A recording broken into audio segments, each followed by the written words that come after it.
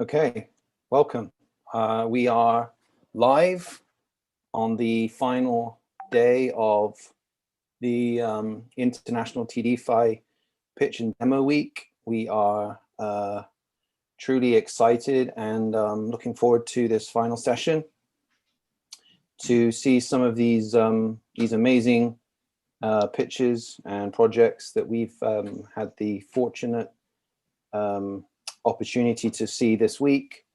And to start things off, we would like to introduce two special guests who are here today to kind of rule over from their experience and give us back some feedback. Hopefully they're able to be with us for the whole session, but nonetheless, whatever time they have for us will be great. So I think just as a quick introduction, are we currently live in all three locations right now? I think, yeah, we've got Matt from New York. We've got the guys I can see from Dubai. Just wave at the camera, guys, make sure everyone can see and hear. Brilliant. Yeah, okay, great. And our two special guests, we have Nikolai, I think it's Nicola or Nikolai, sorry, I apologize if I've pronounced it incorrectly. And Mr. Hadi? Hadi would be online, I guess. Ah, okay. Yes. Hello, guys. Is everyone here? I believe I can see everybody. So Gaurav, why don't you introduce who you have with you right now, and maybe we can get to see the guys. Just give me like a second while I'm trying to log in a visual for these guys in front of me. We can see you perfectly from my end. Okay, so I have Nicola with me. He's better known for co-founding Eternity Chain, being the ex-CEO, right? Yeah, ex-CEO for Eternity. He has taken an infrastructure like Eternity to a whole new height. He's built accelerators to fuel the community. He's built the community around the world and a lot of other stuff that you'll get to hear from him. And of lately, he has started off MetaTrade. It's a multi-strat fund, and let's hear it out from him of what is his plans with Eternity and after Eternity and with MetaTrade. Thank you very much for the introduction. In very short, I'm one of the co-founders of Eternity Blockchain. I co-founded it together with Janis Lavmarov, who was the founder, Marion Vogel, and Zach. Sorry to interrupt, guys, but from my end, I'm struggling to hear. Could you get a bit closer to the microphone there? Okay. I have the earpod in my ear. Yeah. Okay, that's better. Is it better now? Okay. Much better. So yeah. Okay, good. So I co-founded Eternity. We scaled it from a white paper idea stage to a unicorn in a matter of below 2 years. And once we got to the stage that we had the blockchain up and running, we quickly realized that it would be incredibly important to also have applications run on top of blockchain. So it's not enough to only have an infrastructure. You also need a second and third layer on top of it. That's when we decided to go ahead and build Eternity Ventures, or AE Ventures, which was a acceleration program that we also built from scratch, which ran on 4 continents, went to thousands of startups, and invested in, I think, roughly around 20-25 startups. And about MetaChange, very quickly, as you mentioned, it's a multi-strat fund focused on a little bit later stage startups because we have gotten our experience with early stage, and now it's about time to take this to the next level and really give companies the opportunity to grow, scale, and do the impact that we're all longing for. And that's it about me. Sounds great. Thank you. We have Obai with us, and he's representing Agora Group. And we also have Hadi online, who's the CEO. So we'll take it on from Hadi, and then Obai can add on to it, because also we are struggling with a little voice situation. Better off Hadi takes it from here. Okay, great. Thank you, Gaurav. And thank you also for hosting me today. It was a pleasure working with you guys to organize this event. I think this is the first of its kind, and we're hoping to build on this to do many more later on. So as you mentioned, my name is Hadi. I'm the co-founder and CEO of Agora Group. Agora Group is a company based in Dubai that has the mission of helping companies tap into funds and into markets. So we facilitate connections between companies that are raising funds and a number of investors that we know and we work with very closely in the MENA region. We also help companies to enter the MENA region.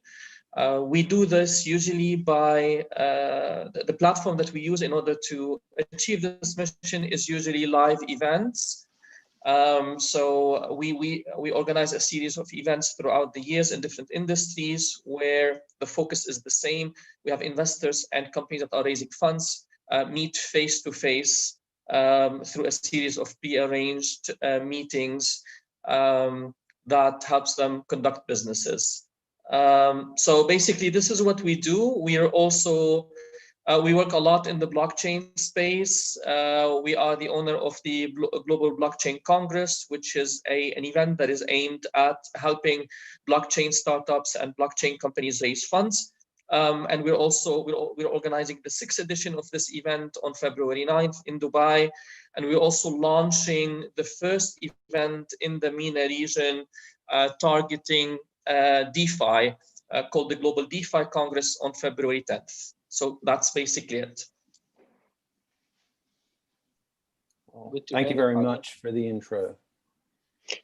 I've known Hadi for quite some time now, and I can underline that what he's doing in the region is absolutely incredible. And I'm also very happy to be working with him and to be visiting the events. I can only recommend it if you guys have the opportunity to come and visit them, because they are great. Yeah, we'd love to be there, honestly. I heard the lockdown just opened up 2 days ago in the UK. Yeah, so it's an interesting dichotomy over here. So it's now gone to a regional structure. So we have a tier system. And so theoretically we're open, but if you're in a kind of like a high level tier, you're kind of still in lockdown. So I don't know. I'm just hoping I wake up after Christmas Day and it's just been kind of some kind of dream and it all goes back to some level of normal. But it hasn't stopped us. You know, look what we're doing now. We're diversifying, we're innovating. That's the whole point of cryptocurrency blockchain. It's around finding you know, new ways of innovation to drive things forward. And so nonetheless, we're in this crazy world, but we're finding ways to maximize it and push forward. So I think that's a good way to kind of like cap that one. So yeah, let's have a quick rundown in terms of schedule now. For anyone that's logging in, hopefully we'll get a few more people online as we go through. You know, we've got quite the agenda, and really the focus today is about giving that spotlight to those projects that have come on and done their best to put themselves in front of the TDeFi International Pitch and Demo Week spotlight. We have a bunch of investors from all around the world logging in today, listening in. I'm sure they're interested to see kind of the potential innovation that some of these projects have on board. We've certainly been very, you know, kind of pleasantly surprised by the amount of innovation that we've seen this week. And so with that in mind, you know, you have to be flexible. It is live. We've got all of these guys sort of waiting, getting ready. So we do have an agenda, and we'll try and stick to it as best as we can. But nonetheless, you know, we need to be flexible with it too. So let's briefly go through that agenda today. I believe the first demo would be with Gather Network. We saw them on the first day, and that's something exciting to look forward to, followed by Altonio Foundation. Then we have InBlocksMe. We have a special guest from PokerSwap, one of the most successful projects raised this year, very exclusive. We then have Spherium Finance, followed by one of the sort of major projects from our first cohort, CashFi. They've been very under the radar, so we'll be very interested to see what they have in store for us. Hopefully followed by Diffin Network. I know they've had some issues which I'm not sure we've been able to resolve, but nonetheless, hopefully we can hear from them. Followed by Singularity DAO.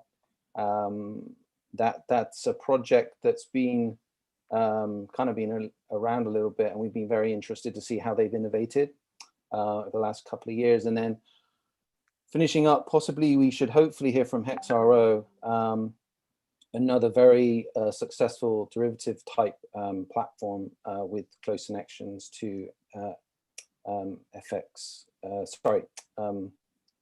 So yeah, that's our day. Hopefully it will go smooth, but nonetheless, it's going to be successful, no doubt. We're really looking forward to it. Matt, do you have any sort of some comments to make in terms of, you know, what you're looking forward to today?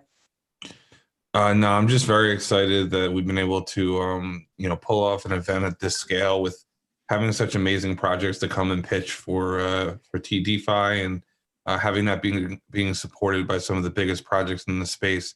It's definitely been an eye-opening experience and a learning experience, and just happy to be here with everyone from TDeFi and be able to execute on this level. I am looking forward to a lot of the pitches today, some of which we had seen prior. You know, Gather, I've been friends with Reggie for a long time, so I always love to see when he comes on.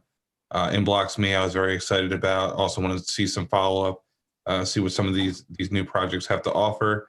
I'm also super excited to see CashFi and Diffin, their incubated projects from TDeFi. I haven't gotten to see CashFi yet. Diffin I've worked a little bit more closely with.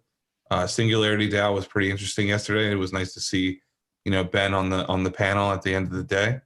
And then we can finalize that with two of the biggest projects in the space as well, to bring credibility and spotlight to some of these amazing early stage projects. Yeah, absolutely.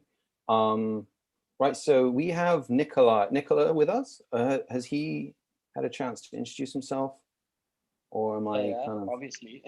Oh, okay. Right, sorry. So I just did. Oh, perfect. Yeah, I'm a bit behind on the catching up on the... It's the chat. beard, isn't it? No, it's very... You look very suave there. Don't worry, guys. I'm jealous. You're looking at like posh Dubai suite. I'm sat out looking at the grey English weather right now, so I know where I'd rather be. So in terms of scheduling right now, I think we're like kind of 15 minutes away from our first kind of introduction project. Hopefully everybody's ready to go. Maybe since we've got you guys on, you know, his special guest right now, maybe you could give us a little bit of insight in terms of, you know, your experience of accelerating projects, you know, maybe finding, you know, what's the kind of key sort of three things maybe you look for when, you know, working with a project, either, you know, through strategic investment or advisory or whatever. But yeah, over to you guys. Feel free to sort of give us your feelings. So I'll drop a line on the top of this, and then so running I guess one of the first crypto accelerators in the world, backed by a government. I think that's quite a thing, Nicola, and even us as TDeFi and all the ventures who are applying and wondering how does an accelerator helps a crypto project build a business further. I think these two would be the core values that even I am interested to hear coming from you. And obviously everybody would be super excited to learn about that. Okay, so let's see where we start. I mean, everybody probably knows that it looks incredibly easy and almost flawless when the program runs. But on the backbone of every time when a program is started, like until it gets there, it's an incredible amount of time and effort that people put into it. So it does look as flawless as it is. And in order to get to that point, it is incredibly important to set up from the beginning what your goals are going to be with the cohort that you're going to be running, where you're going to be running, because you have geographical differences. We ran Starfleet on, I think, 4 continents, except of the US. And each geographical region was a little bit different when it comes to ethnicity, when it comes to cultural differences, when it comes to technological know-how. And all those things need to be taken account. Afterwards, you have to figure out what are the sectors that you're mostly going to be looking at? I mean, you guys mentioned right now that DeFi is obviously in everybody's mouth. Back then, agriculture was incredibly hyped, stable coins, very basic things compared to what is happening right now. Once you have defined those, you need to prepare the program and the call out for those products and projects, and to go into the proper communities and reach the right people in order to get to exactly those people that you want to get, which are the projects that are interesting. Now, if once this happens and the write out starts and people start applying, honestly speaking, 90+% fluff, or let's say questionable applications. We saw that in the last week. also surprisingly, a lot of people that have absolutely no idea what they're applying to, which may surprise me the most actually. I had people in that accelerator as an application that were applying just for the money. They read we're giving away up to 100 grand back then. Like, we want that money. It doesn't matter that we're creating plastic dolls in China. Nothing to do with blockchain, but we want that money. That was incredibly interesting. And once all this happens, you sit down with the team, and this is, again, still part of this backbone, where you go through each and every team, you do your first look, your second, your third look, and you distill it deeper and deeper until you get to, let's say, depending on the size of the cohort, I preferred, and also still prefer until today, to work roughly with a cohort of the size of 20 startups, because with a team of 5 to 7 people, plus mentors, which also, by the way, you need to take care of before you set everything up, give you a good overview of what can happen. And then comes the program. Again, in my experience, the program needs to be set up and tailored to the cohort that you're running. There are basic things that you should maintain, like, for example, our cohorts were roughly 3 months long, because 6, 9, 12 months is too long for an accelerator. Especially in crypto. Where are you going to accelerate that thing to? You know, like, there are limits at the end of the day. So we had something called the Genesis Week, which is very comparable to what you guys did. But our goal always was to see how far we can push founders, because one thing that we learned, and which I believe is one of the most important things that people need to understand, is entrepreneurship's hard. Super tough, it's unforgiving, and if you screw up, it's incredibly hard to come back from. So walking that thin line of success and failure is incredibly important, because this is what you're pushing for, and this is continuously what you're going to be pushing for. So we try to set up the tasks in a way where each team was pushing 12+ hours a day. There are tasks, homeworks, preparations, etc. And after that week, we chose the best ones, and then we took them into 6 to 8 weeks acceleration program, where we worked with the teams and where we expected them to also pivot away from their original idea, because we strongly believe in the fact that an idea is like a rough diamond, and I'm sure you guys have heard this, and you've probably mentioned it yourself, but having the opportunity to exchange ideas, to pitch ideas, to get feedback for ideas, to screw something up and fail in the process of creating or realizing your idea, is going to allow you to pivot away a little bit, and a little bit. I'm not saying that if you walk in with something black, you should come in with something white, but if there's a little bit on the spectrum that you've changed and you've made it better, I believe it's already totally worth it. And then at the end, there's something that we used to do back in the days, which nowadays I'm not a big fan of anymore, which are demo days, because during that time, after this entire time frame, you already kind of know what the projects are that you want to work with, and what also let me see what it's called. Maddie had mentioned earlier, which is very right. Like, he already knows a couple of the projects, so he already has an idea. If you work with projects together, you also get an idea who you can relate to, who you can help, and with whom it doesn't work, who might be better off somewhere else. So that's kind of like the way how I would say it's set up from scratch to getting to a demo day and investing into startups. The second part? Guys, yeah, these were golden words. Market. I've been 10 years into investing. If not capital, then it began from technology, and it still involves dealing with thousands and thousands of entrepreneurs. Yes. This is, the gist of all my learnings. Absolute learning. You don't have to essentially stick to that idea, but take feedback and evolve. And that is how probably the business finds its so-called product market fit. Right? Yeah, everybody, like the different people give you different advice, and everybody thinks that they know best and so on. But at some point of time, after getting a baseline of knowledge and getting your product to a certain level, you should have enough confidence in yourself and your team to choose who the people are you want to talk to and listen to and take their advice, and the other ones where you say, I thank you very much, I appreciate it, but I'm choosing not to follow this advice. And then the second question. Ask me again, because it was a long one. So what are your plans with what are your plans with MetaTrade now? And what essentially made you jump from, I know it's not closed, but still I know that your focus is slightly inclined towards MetaTrade than the acceleration business. So what makes somebody like you switch from an acceleration business to a multi-strat fund? Okay. Interesting question. I think look at it like these are very product. personal questions, by the way. These I'm are. just asking them on live. No, but it's okay, because I like being asked personal, because like me sharing my experience, hopefully it's going to allow one or two people that listen to not do the mistakes that I have done. So I can answer this also very easily. I come from classical business. I ran business development for one of the largest generic German pharmaceutical companies until I realized that being stuck in a wheel in a corporate world is not for me. And then I jumped off the cliff and became an entrepreneur. Then I scaled a product from scratch to a unicorn level, which was an incredibly interesting knowledge. But I realized also that while I was doing so, I learned that about myself, that I am very not terrible at helping other people in other projects.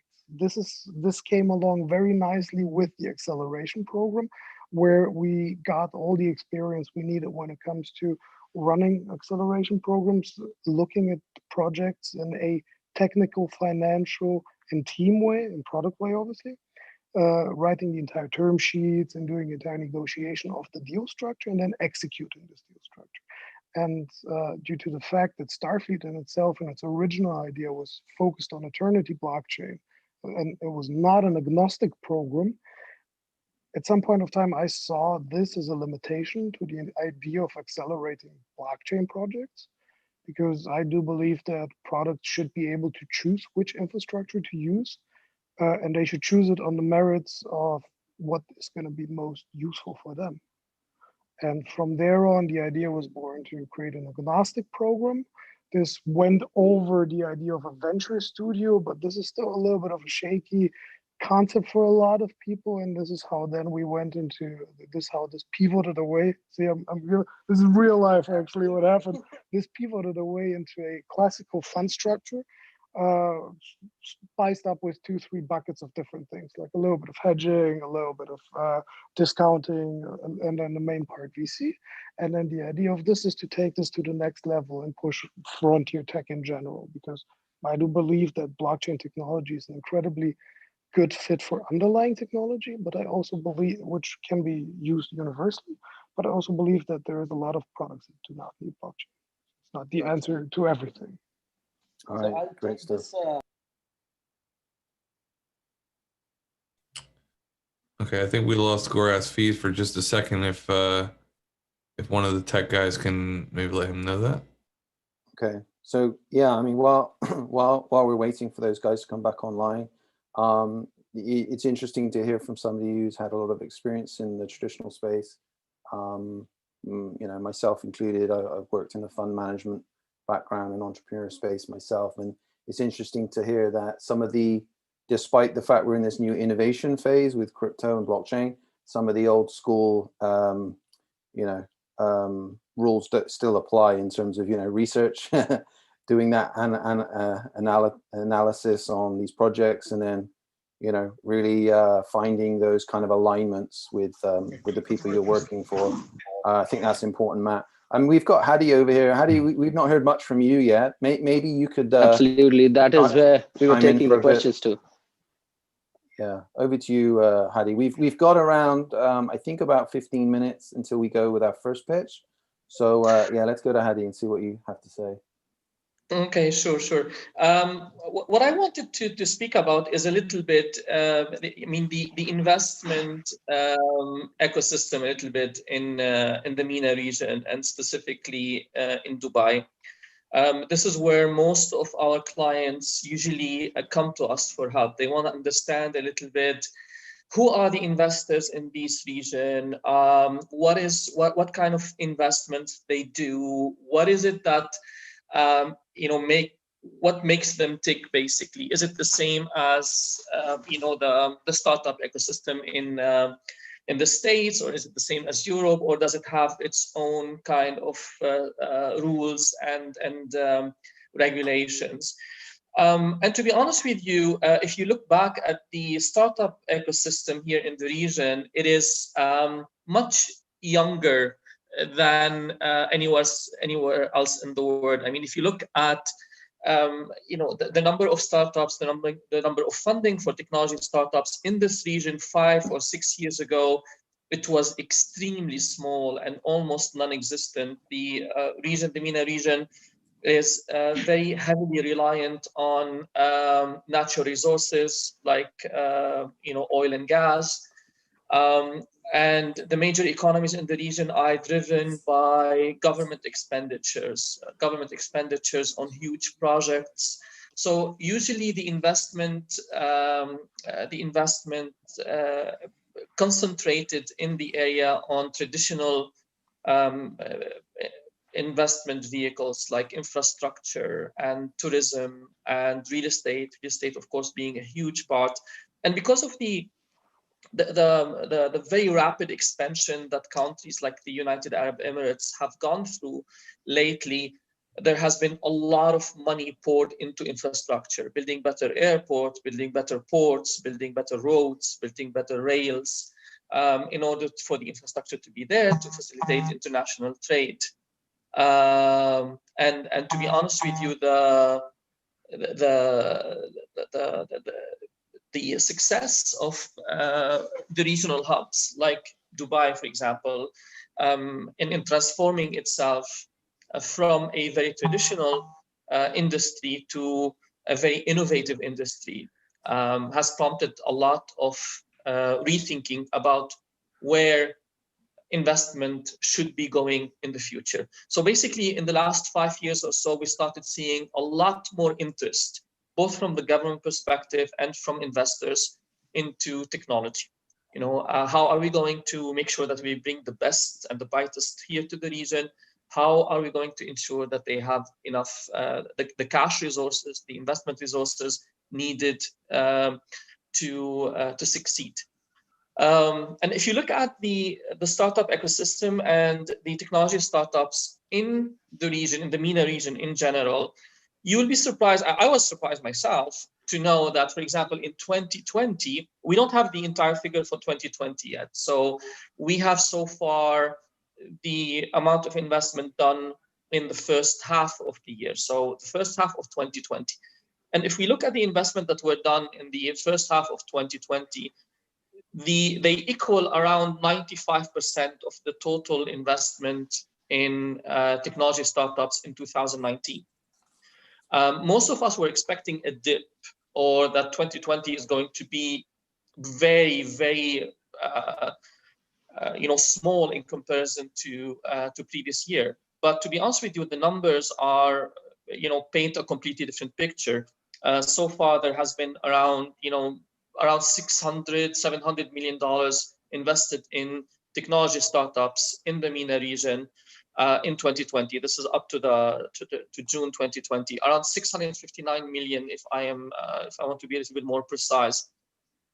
So we were extremely happy and very surprised to hear this number. The $659 million were spread over 251 deals with an approximate average investment size of $4.1 million. And that figure is around 95% of 2019. So we're expecting the final figure of 2020 to be much higher than 2019. That itself was a big surprise for us, a positive surprise. If I want to go a little bit into more details, most of these deals as far as the location of the deals are, or which countries got the most out of the funding, you will see that by the number of deals, number of investment deals, Egypt and the UAE rank first with around 25% of the investment deals that happened so far in 2020, followed by KSA at 18% and Oman 12%. As far as the value of the deals, then you will see that the numbers are completely screwed over to the UAE. We have around 59% of the total value of the deals that are done in the UAE, while the rest, 41%, is spread among the entire MENA region. And as far as the industries are concerned, fintech has the largest share of the investment deal, around 16%, followed by e-commerce at around 14%. So there's a lot of interest in fintech, and of course, DeFi falls into that category. So we're very excited to see how this is going to be actually translating into investment deals into the DeFi space. We will find out hopefully more about that in our event in February, because this event in February is completely focused on investment in DeFi projects. That's great. Yeah, and it's interesting to hear you mention around a lot of traditional kind of investors or investment, whether it's through independent or public sector. The traditional model is a lot easier, looking at kind of maybe resources and against a fixed cost or a variable cost, depending on, if you're dealing with different types of, I guess, sectors. But when you're looking at technology in particular, I guess it's a new kind of paradigm shift, and it's great to see that the Middle East is definitely looking toward the future in terms of new investment sectors and verticals.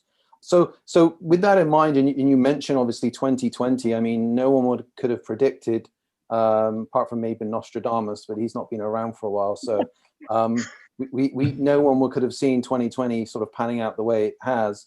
What's your feelings with sort of your experience and sort of seeing what's really happening behind the scenes on a bigger sort of macro level? What's your thoughts of how things are shaping?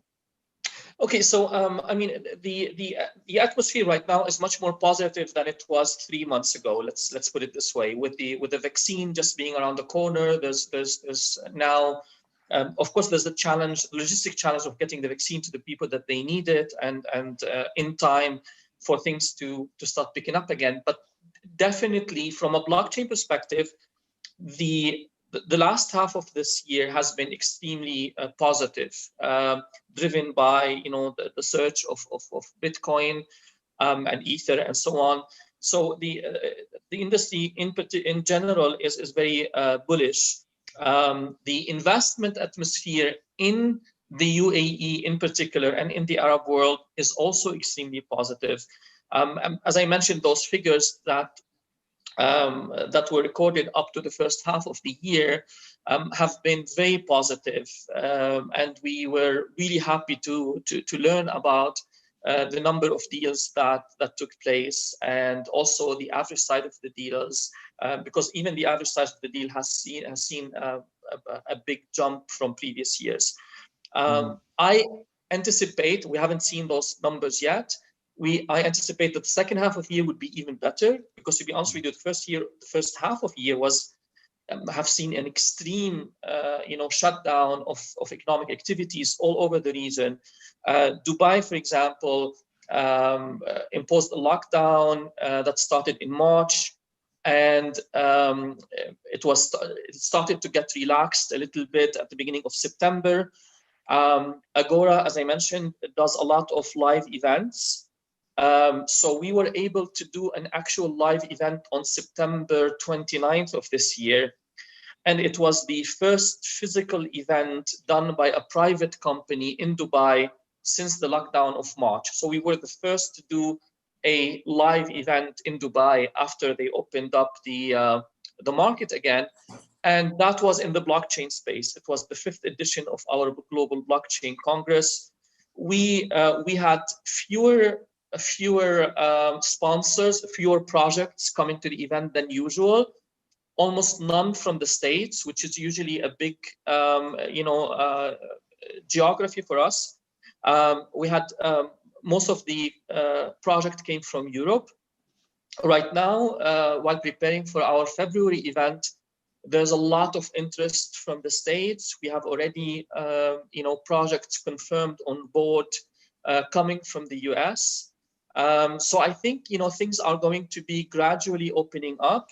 The huge driver of that is, of course, the vaccine and the availability of the vaccine and the starting of the vaccination process. That's great. And there's that saying, isn't it? It's more who you know, not what you know. So they hear it, guys. We have good friends with Agora here, and they're the first in Dubai to be able to do live events. We've had a lot of comments this week from people kind of quite impressed and enthusiastic about the fact we've been able to kind of do this this morphed kind of live event from Dubai. And so thank you very much, Agora, for your friendship and your partnership in this. I'm sure this is I'm sure this is, and Dave, this goes along. We are also partners to the February event. It's just about time how we scale this up. So yeah, let's join forces to make the DeFi event at least. Sounds good. Nikolai is speaking as well. Oh wow! Okay, great. Well, thank you. I'll be there. Always for you, Hadi. Always. I believe they've created a special bubble channel between the UK and Dubai. So it looks like they I have should actually. So yeah, you are safe. And one of my business partners was supposed to fly in today, but he also unfortunately is positive. But UK and Dubai, you can fly without any issues. There we go. Don't tell that to David. He has tried twice. First plane. Just too unfortunate.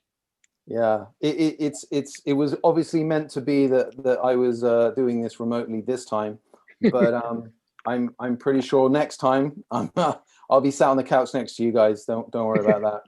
So yeah, I'm excited, guys. Hopefully everybody else is too. We're literally seconds away from our very first project to give us their their views, their hopefully their insights. I'm excited. Gather, I think, are here.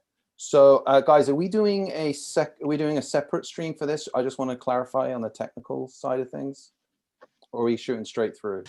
I think I saw some additional. Yeah, it looks like they have the separate YouTube streams linked up in the schedule doc beneath the original schedule. Right. Okay. Yeah, they say they're just confirming they have the next stream ready. Gotcha. So please, everybody that's following us, do follow us at TradeDOG. Please hit the bell button, and that way you'll get notifications every time we put a new stream. So we're going to end this one now. I think it's still streaming on Matty's channel, but we're going to go into the new channel. So stream just so, but please bear with us, and we'll have our first pitch coming up.